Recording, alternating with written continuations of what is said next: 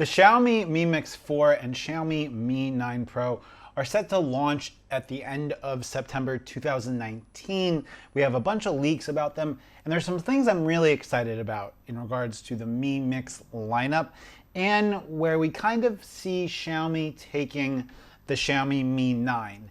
In regards to addressing some user concerns and user feedback in the original Mi 9, as well as giving us some innovation and some things we haven't seen before on the Xiaomi Mi Mix 4. Today we're going to talk about what some of those advancements are and what some of those things I'm looking forward to. But before we can do that, let's hit the intro. Hey guys, my name is Mitchell. I want to thank everyone that uses my affiliate links. Without your support, we can't keep this going. Also, go ahead and follow me on Twitter and on Instagram. Twitter is really the best place to get a hold of me, and Instagram is where you can share your photos with me and the rest of the Xiaomi community. For people that might have difficulty with this and want to read some content, go ahead and check out my website, and let's just jump into this. Now, it's been confirmed that on September 24th, 2019, Xiaomi is going to be bringing us two new smartphones. The first is going to be the Xiaomi Mi 9 Pro. Now, in the past, Xiaomi has refreshed a lot of its Mi devices with occasionally an S variant or even an S Plus variant. I remember the Xiaomi Mi 5 S Plus that I had was like an updated version of the original Xiaomi Mi 5.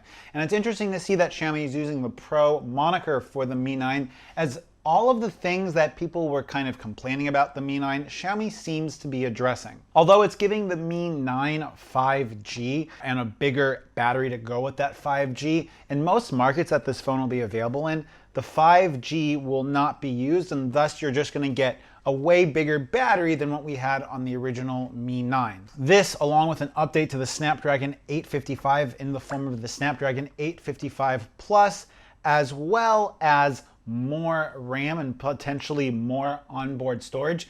And we should see some overall refinement to the Mi 9. If you guys remember, I said that the Mi 9 from a design standpoint was really something that I liked. It felt like a really nice device in the hand. The battery could have been better.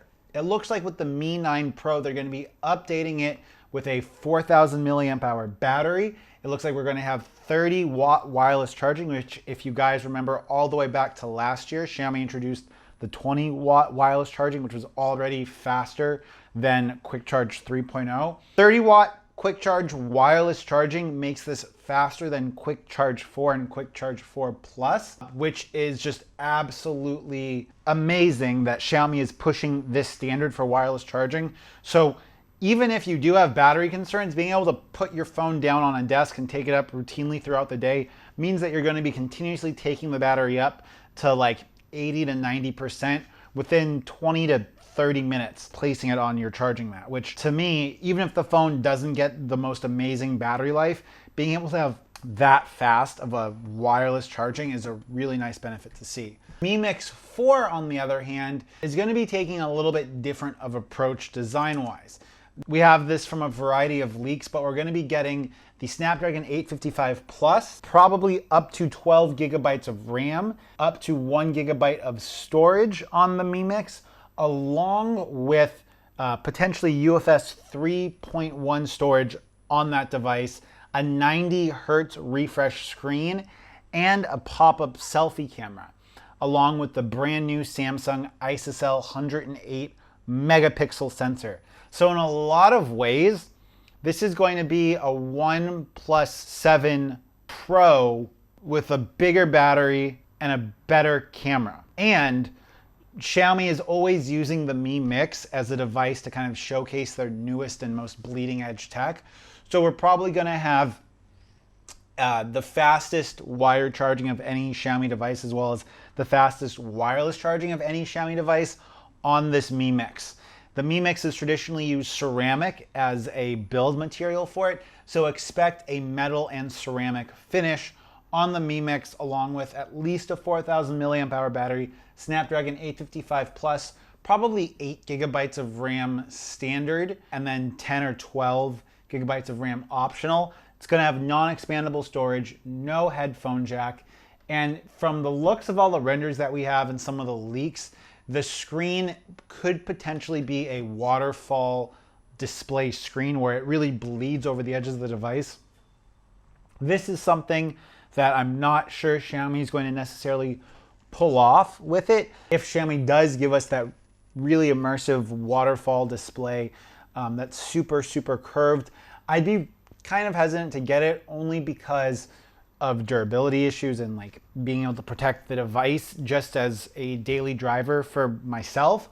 I would probably be willing to go with the slight downgrade in spec of the Mi 9 and the more substantial rugged build quality.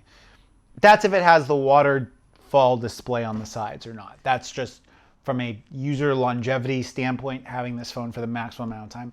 Those are my thoughts on it.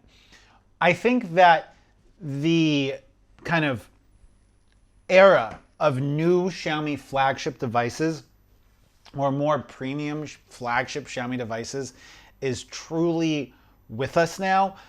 It's been said in the past that Xiaomi is going to abandon the $380 to $400 kind of upper mid-tier segment, and they're going to give that burden to Redmi to give us like the $400 flagship, being that they just released the Mi 9T Pro globally and they're releasing these globally. It seems to kind of counteract that point, at least in my opinion. The Mi 9 Pro and the Mi Mix 4 are going to be rumored to be at least significantly more expensive than the past flagships, with a starting price of around $500, give or take, for the Mi 9 Pro, and the Mi Mix coming in at around $650, $700. So what do you guys think of Xiaomi moving up market more in regards to giving us less compromises on some of these devices? Would you get a Mi Mix if it had the UFS 3 storage, the 12 gigabytes of RAM, the waterfall display? Like, do you think that $700 is too much for a Xiaomi phone? Or do you think that Xiaomi moving more up market is good for the overall brand image and you're confident in getting good build quality and good value for your money with the new Mi Mix?